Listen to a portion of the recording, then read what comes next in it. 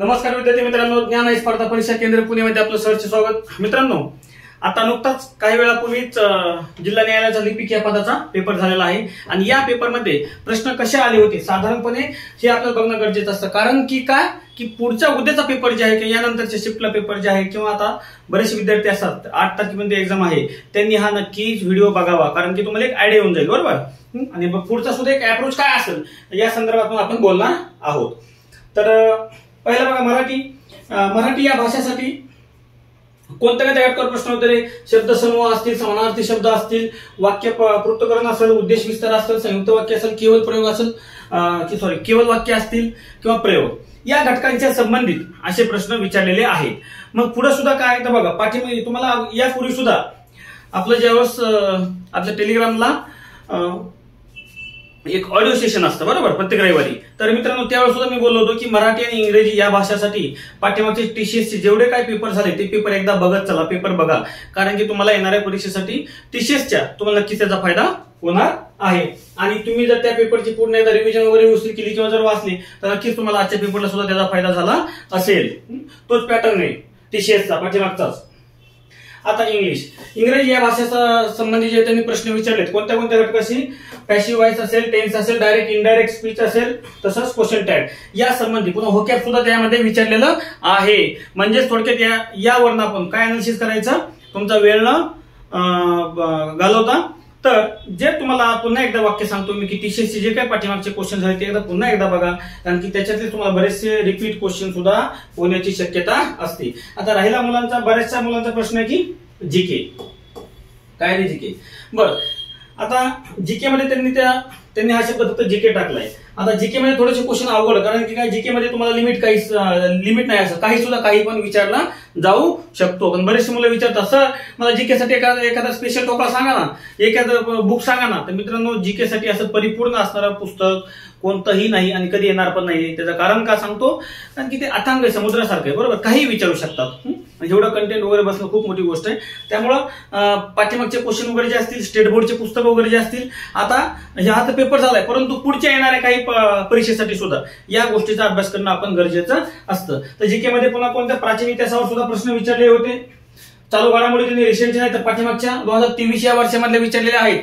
असं हे प्रश्न काय आहेत, तर मुलांनी काही मेसेज करून वगैरे प्रश्न, त्यांना फोन करून सांगितले की सर प्रश्न असे वगैरे आहेत, त्या संबंधी आपण यावर चर्चा करत आहोत। मग चालू घडामोडी जे आहेत, चालू घडामोडी या तुम्हाला 2023 मधल्या पाठीमागच्या साधारणपणे काय ऑक्टोबर नोव्हेंबर पासून मी बोललो होतो, ऑक्टोबर नोव्हेंबर पासून ते तुम्हाला जानेवारी पर्यंत करणं गरजेचं आहे। म्हणजे 4-5 महिन्याच्या पाठीमागच्या चालू घडामोडी बघणं गरजेचं आहे। आता दुसरी गोष्ट मित्रांनो, पुढचा एक मुद्दा कम्प्युटर, बरोबर, आयटी। आता कम्प्युटर या भागामध्ये तुम्हाला जे आपला वर्ड असेल, बरोबर, किंवा एक्सेल असेल, यातले इन्सर्ट करणं, सेव्ह ॲज करणं, पेड लेआउट यावर जनरल प्रश्न होते, जे की डेली यूज मध्ये वगैरे जे आपण वर्ड वापरतो, बरोबर, एक्सेल वापरतो, या गोष्टीवर म्हणजे असे सोपे प्रश्न यावर होते। त्यामुळे ही गोष्ट कॉमन, ज्याला कम्प्युटरचं थोडंफार जनरल नॉलेज आहे त्याला नक्कीच हे प्रश्न बरोबर आले पाहिजेत आणि येणारच।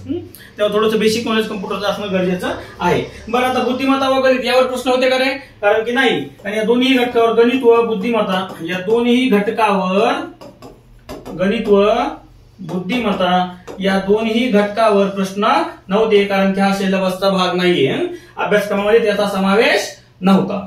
त्यामुळे गणित व बुद्धिमत्ता या घटकावर प्रश्न पडलेले नाहीत। आता राहिला मुद्दा मित्रांनो, याला निगेटिव्ह मार्किंग आहे का रे, नाही, याला निगेटिव्ह मार्किंग नाही। त्यामुळे तुम्ही सर्वचे सर्व प्रश्न अटेम्प्ट करणं गरजेचं आहे। सर्व प्रश्न सोडवा ना, ते एखादं उत्तर येत नाही टिक मारून घ्या ना, शेवटी तुम्ही नाही जर बसली गुळी तर बसली, नाही बसली तर सोडून दिला, काय होणार आहे का, निगेटिव्ह मार्किंग तुमची आहे का नाही। त्यामुळे सर्व प्रश्न तुम्ही सोडवणं गरजेचं आहे। आता पुढची आपली बॅचचे वैशिष्ट्य सांगतो। 2024 ची चालू घडामोडी वार्षिकी बॅच आहे आपली। यामध्ये तुम्हाला वर्षभरातील जानेवारी ते डिसेंबर 2023 मधील या पूर्ण वर्षभरावर आधारित साधारणपणे 50+ तुम्हाला व्हिडिओ आहेत बोलतो ऍप वरती आपल्या, बरोबर। ज्ञाना अकॅडमी नावाचा ऍप आहे आपली, हे ऍप डाउनलोड करा। ज्ञाना अकॅडमी नावाचा ऍप आहे, हे ऍप डाउनलोड करा। या ऍप वरती तुम्हाला हा पूर्ण कोर्स आहे, प्लस मित्रांनो यावर तुम्हाला 25+ चालू घडामोडीचे टेस्ट आहेत. प्रत्येक टेस्ट मध्ये 50 क्वेश्चन आहेत. किती? 50 म्हणजे 50 इंटू किती रे? 50 इंटू 25 म्हणजे 1250 क्वेश्चन तुम्हाला सॉल्व्ह करायला आहेत. प्रत्येक प्रश्नाचं स्पष्टीकरण आहे. आता प्रश्न तुम्ही याच्या प्रश्नपत्रिकेचे प्रिंट आउट सुद्धा काढू शकता आणि ऑनलाईन पद्धतीने सुद्धा सॉल्व्ह करू शकता.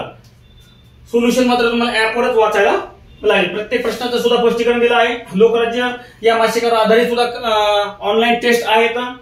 यासाठी आपण वृत्तपत्रे असतील, शासकीय काही वेबसाईट जसे पीआयबी असेल, महासंवाद असेल, महासंवाद महाराष्ट्र राज्य सरकारचं आहे, पीआयबी केंद्र सरकारचं आहे, या महत्वाच्या काही वेबसाईट आहेत. यांचा सुद्धा संदर्भ घेतलेला आहे. तसंच जीके टुडे सुद्धा महत्वाची खासगी वेबसाईट आहे. यावर सुद्धा कंटेंट छान असतं. ती सुद्धा आपण यामध्ये या प्रश्नामध्ये त्याचा उपयोग केलेला आहे.